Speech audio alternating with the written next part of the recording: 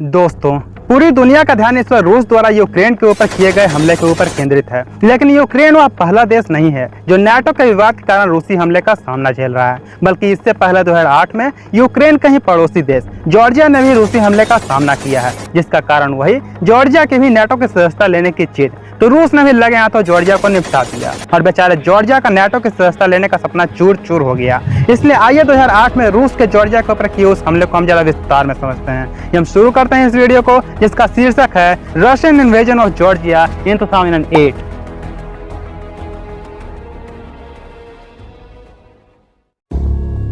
दोस्तों, किसी भी विवाद का जड़ हमेशा इतिहास के पन्नों में दबा होता है, इसलिए हम भी जॉर्जिया के इतिहास में जाकर जानने की कोशिश करेंगे कि आखिर वे कौन कौन से कारण थे जिन्होंने 2008 में रूस जॉर्जिया युद्ध की नींव रखी। लेकिन उससे पहले जॉर्जिया के बारे में कुछ बातें आपको पता होना चाहिए, जैसे जिस प्रकार यूक्रेन में लुगांस्क एवं डोनेट्स्क दो ऐसे अलगाववादी क्षेत्र हैं जो यूक्रेन से अलग होकर दो नया देश बनने की इच्छा रखते हैं। बिल्कुल उसी प्रकार जॉर्जिया में भी अबखाजिया एवं साउथ ओसेटिया दो ऐसे अलगाववादी क्षेत्र हैं जो जॉर्जिया से स्वतंत्र होने की इच्छा रखते हैं। और जिस प्रकार लुगांस्क एवं डोनेट्स्क की आजादी को रूस समर्थन दे रहा है, बिल्कुल उसी प्रकार अबखाजिया एवं साउथ ओसेटिया की आजादी को भी रूस उस वक्त समर्थन दे रहा था। अब आइए हम जॉर्जिया के इतिहास में चलते हैं। दोस्तों, जॉर्जिया नामक देश का जन्म साल 1008 ईस्वी में होता है, जब कुछ जनजातीय लोगों के द्वारा, जो कि कट्टर ईसाई परंपरा के समर्थक थे, के द्वारा पहली बार साल 208 ईस्वी में किंगडम ऑफ जॉर्जिया की स्थापना की जाती है। इसके बाद साल 1222 ईस्वी में मंगोल शासक चंगेज खान के आर्मी कमांडर सुबोताई एवं जेबी के द्वारा किंगडम ऑफ जॉर्जिया पर हमला करके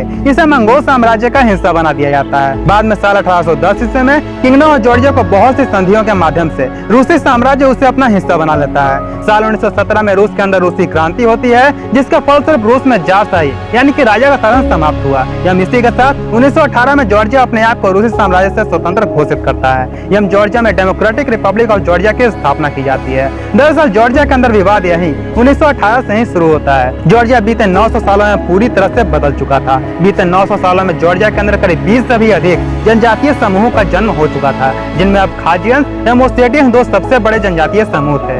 ये दोनों ही समूह जॉर्जिया से अलग अपना दो स्वतंत्र देश बनाने की इच्छा रखते थे। ऐसी परिस्थिति में कोई भी देश अपने देश के अंदर अलगाववाद को कैसे बर्दाश्त कर सकता था, इसलिए जॉर्जिया ने भी इनका स्वतंत्र देश बनने की इच्छा को ठुकरा दिया। इस कारण से 1918 में इन दोनों ही क्षेत्रों के विद्रोही लोगों ने जॉर्जिया के मूल निवासियों को निशाना बनाना शुरू कर दिया। अबखाजियंस एवं ओसेटियंस के इस अभियान का सोवियत रूस ने भी भरपूर समर्थन किया, लेकिन 1920 में जॉर्जिया की जवाबी कार्यवाही में अबखाजियंस एवं ओसेटियंस के इस अभियान को बलपूर्वक दबा दिया गया। इसके बाद साल 1921 में सोवियत यूनियन की रेड आर्मी ने जॉर्जिया के ऊपर हमला किया एवं 1922 में इसे सोवियत यूनियन का हिस्सा बना दिया गया। साल 1989 आते आते सोवियत यूनियन अपने पतन के रास्ते पर था। इसी बीच 9 अप्रैल 1991 को जॉर्जिया ने खुद को सोवियत यूनियन से स्वतंत्र घोषित किया एवं सोवियत यूनियन से आजाद होने वाला वह पहला गैर बाल्टिक देश बना। सोवियत यूनियन से स्वतंत्रता के पश्चात एक बार पुनः अबखाजिया एवं साउथ ओसेटिया में जॉर्जिया से अलग होने की आग चलने लगी। 1991 एवं 92 2 सालों तक जॉर्जिया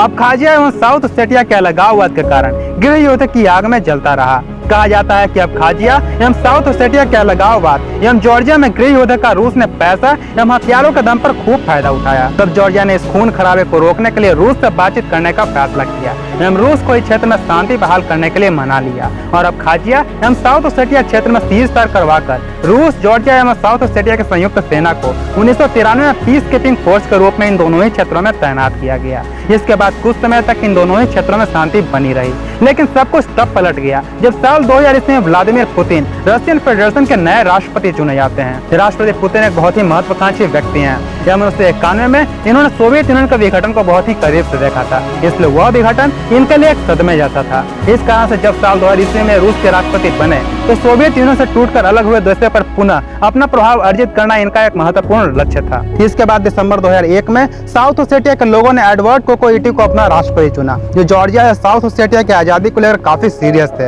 राष्ट्रपति पुतिन ने एडवर्ड कोकोइटी का समर्थन किया, क्योंकि उन्हें पता था कि साउथ ओसेटिया एवं जॉर्जिया के शांतिपूर्ण मिलन को ये कभी भी संभव नहीं होने देंगे। इसके पश्चात साल 2002-3 के दौर में पुतिन ने जॉर्जिया की सरकार को खबर किए बिना साउथ ओसेटिया के लोगों को भारी मात्रा में रूसी पासपोर्ट वितरित किए, जिससे कि रूस भविष्य में साउथ ओसेटिया के क्षेत्र पर अपना दावा ठोक सके। इतना सब कुछ होने तक जॉर्जिया की सरकार रक्षात्मक मूड में थी एवं रूस के साथ किसी भी प्रकार का विवाद नहीं चाहती थी। लेकिन साल 2004 में भारी बहुमत के साथ जॉर्जिया के नए राष्ट्रपति बनते हैं मिखाइल साकाशविली।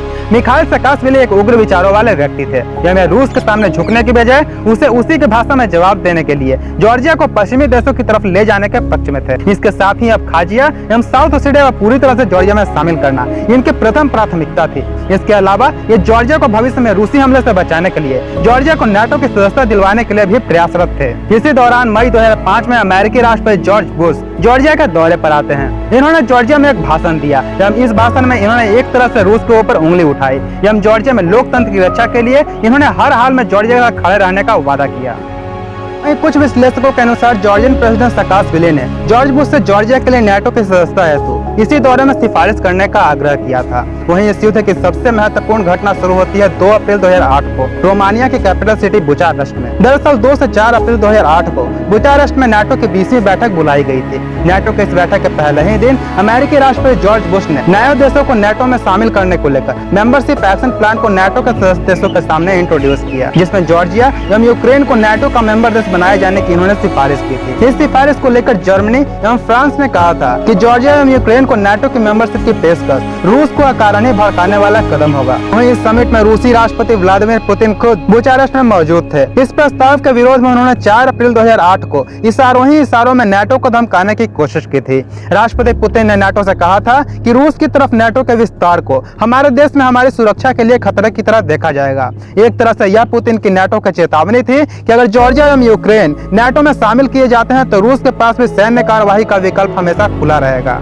इसके बाद नाटो के कार्यालय ने जॉर्ज बुश के इस प्रस्ताव का समर्थन किया एवं इसके ऊपर अंतिम फैसला दिसंबर 2008 में किए जाने की बात कही। मतलब साफ था कि पुतिन की धमकी को नाटो ने नजरअंदाज कर दिया था, इसलिए पुतिन के लिए भी अब चुनाव करना आसान था। 16 अप्रैल 2008 इस दिन राष्ट्रपति पुतिन ने एक प्रेसिडेंशियल ऑर्डर जारी किया। इस ऑर्डर में रूसी अधिकारियों एवं अबखाजिया और साउथ ओसेटिया के अलगाववादियों के बीच एक आधिकारिक संबंध स्थापित किए जाने की बात कही गई थी, जिसका मतलब साफ था कि अगर नाटो जॉर्जिया को अपना मेंबर बनाता है तो रूस भी अबखाजिया एवं साउथ ओसेटिया में विद्रोहियों को मदद देकर जॉर्जिया को अस्थिर करने में देर नहीं लगाएगा। पुतिन के इस फैसले का नाटो एवं जॉर्जिया ने यह कहते हुए विरोध किया कि रूस इन क्षेत्रों में फिर से आग लगाने की कोशिश कर रहा है, लेकिन रूस ने इसको लेकर कहा कि रूस इनके साथ सिर्फ अच्छे संबंध स्थापित करने की कोशिश कर रहा है। इसके बाद मई जून के महीने में दोनों ही देशों के द्वारा एक दूसरे की सरकारों के ऊपर आरोप प्रत्यारोप लगाने का सिलसिला जोर शोर से चला। इस वक्त तक पूरी दुनिया को एहसास हो चुका था कि रूस एवं जॉर्जिया के बीच कुछ बहुत ही बड़ा होने वाला है। वैसे दुनिया में कहीं भी कांड हो रहा हो और अमेरिका वहां आग लगाने ना पहुंचे, ऐसा तो हो ही नहीं सकता। जुलाई 2008 में अमेरिका ने अपने आप को जॉर्जिया के साथ खड़े रहने एवं रूस को अपनी दादागिरी दिखाने के मकसद से जॉर्जिया के साथ एक युद्धाभ्यास करने का ऐलान किया एवं रूस तो बस इसी मौके के इंतजार में बैठा था। उसमें भी लगे हाथों साउथ ओसेटिया, अबखाजिया एवं जॉर्जिया के सरहदी इलाकों में एवं साउथ ओसेटिया के अंदर भारी मात्रा में अपने सैनिकों एवं युद्धक साजो सामान को जमा कर लिया। और अब अगर इंतजार है तो बस युद्ध के शुरू होने का। एवं वह इंतजार खत्म हुआ 1 अगस्त 2008 को, जब साउथ ओसेटिया के अलगाववादी आर्मी ने रूसी इशारे पर जॉर्जिया के गाँव एवं साउथ ओसेटिया में मौजूद जॉर्जियन पीस कीपिंग फोर्सेस पर आर्टिलरी से मोर्टार एवं ग्रेनेड को दागना शुरू किया। इसके 2 दिन बाद 3 अगस्त को अबखाजियन अलगाववादी आर्मी भी इस हमले में शामिल हो गई। इसके विरोध में जॉर्जिया ने 7 अगस्त को अपनी सेना को साउथ ओसेटिया एवं अबखाजिया क्षेत्र में भेजा एवं अलगाववादियों के ऊपर जवाबी हमला शुरू करवाया। लेकिन रूस की सरकार ने जॉर्जिया की इस कार्रवाई का विरोध करते हुए कहा कि जॉर्जिया ने साउथ ओसेटिया एवं अबखाजिया में कार्रवाई करके 1993 का सीज फायर एग्रीमेंट का उल्लंघन किया है एवं उसे इसका भयंकर परिणाम भुगतने पड़ेंगे। एवं इसी के साथ रूस ने ऑफिशियली अपनी सेना को 8 अगस्त को जॉर्जिया के ऊपर हमला करने के लिए भेज दिया। रूस ने सबसे पहले साउथ ओसेटिया एवं अबखाजिया के अंदर उपस्थित जॉर्जियन सैनिकों के ऊपर हमला करवाया एवं कुछ रूसी सैन्य टुकड़ियां सीधे रूस जॉर्जिया बॉर्डर के रास्ते भी जॉर्जिया के अंदर दाखिल हुई। इसके अलावा रशियन नेवी ने ब्लैक सी में सभी जॉर्जियन जहाजों के रास्ते को ब्लॉक कर दिया, जिससे कि जॉर्जिया में तेल एवं खाने पीने की चीजों की किल्लत पैदा की जा सके। वहीं रूस का जॉर्जिया में एक महत्वपूर्ण लक्ष्य यह भी था कि जॉर्जिया की राजधानी टिब्लिस के ऊपर कब्जा करके जॉर्जिया की वर्तमान साकाशविली सरकार को बर्खास्त करना एवं जॉर्जिया में रूस समर्थित एक कठपुतली सरकार को स्थापित करना, जिससे कि जॉर्जिया को नाटो में जाने से रोका जा सके। मगर इस युद्ध में एक अच्छी बात यह रही कि यह युद्ध ज्यादा लंबा नहीं चला एवं रूसी हमले के 5वें दिन फ्रेंच प्रेसिडेंट निकोलस सार्कोजी ने रूसी राष्ट्रपति दिमित्री मेदवेदेव एवं जॉर्जियन राष्ट्रपति मिखाइल साकाशविली को इस युद्ध को रोकने के लिए मना लिया। किया। 12 अगस्त को रूस ने जॉर्जिया के सामने एक 6 बिंदुओं वाला संधि प्रस्ताव रखा, जिस पर मिखाइल साकाशविली ने साइन किया एवं ऑफिशियली 5 दिन और अनऑफिशियली 11 दिनों तक चले इस युद्ध का अंत किया।